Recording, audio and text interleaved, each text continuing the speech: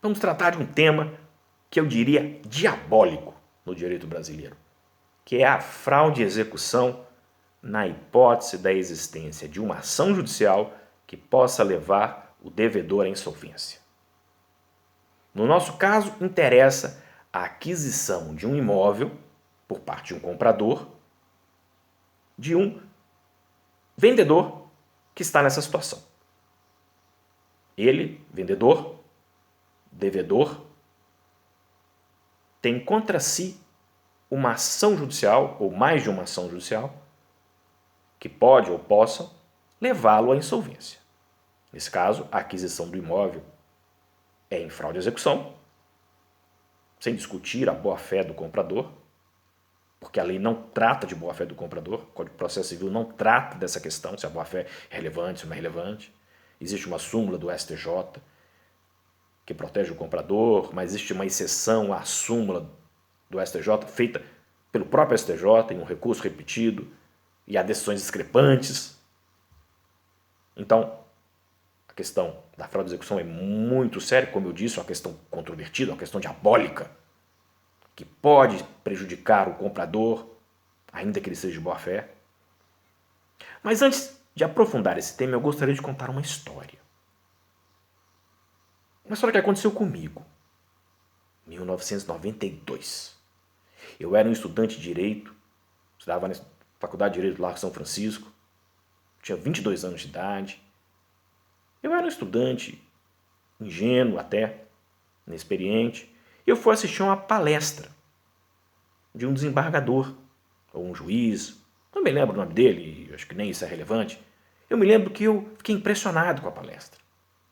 Ele era como disse, famoso, conhecido, especialista. E ele disse que obter as certidões do imóvel, as certidões do comprador, era algo absolutamente inútil. Não se poderia obter todas as certidões de todas as comarcas do país. Então poderia existir uma ação judicial em outro local. E na época eu acreditei. Eu acreditei.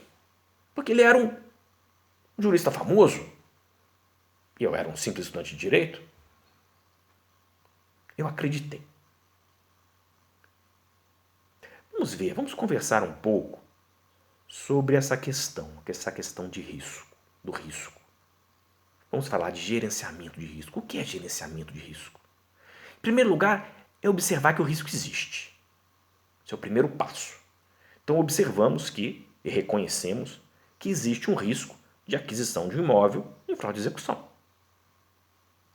O segundo passo é o que fazer para mitigar esse risco. O que podemos fazer para reduzir esse risco? E para falar em risco, a gente tem que falar em números. Porque nós não vamos falar, é 20%, é 30%, eu acho que é 50%. Não, vamos falar em risco, vamos falar em números. Eu vou começar com um exemplo que com certeza você conhece bem, que é a eficácia da vacina Coronavac.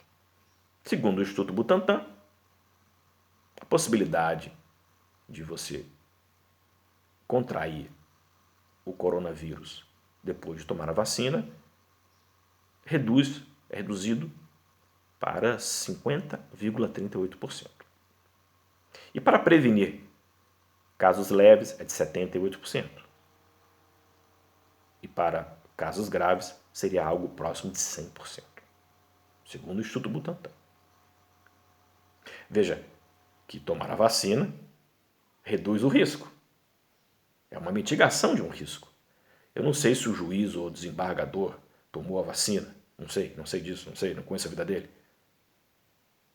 Acho que ele tomou. Exatamente para reduzir esse risco.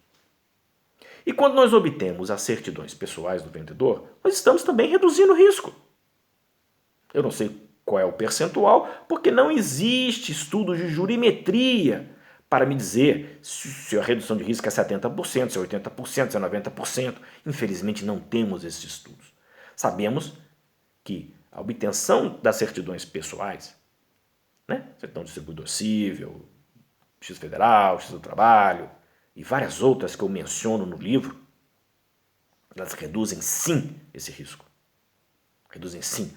O comprador vai saber de antemão se essa aquisição é perigosa, porque as certidões pessoais do vendedor obtidas no domicílio do vendedor, no domicílio do comprador, no local de situação do imóvel, elas vão revelar alguma coisa.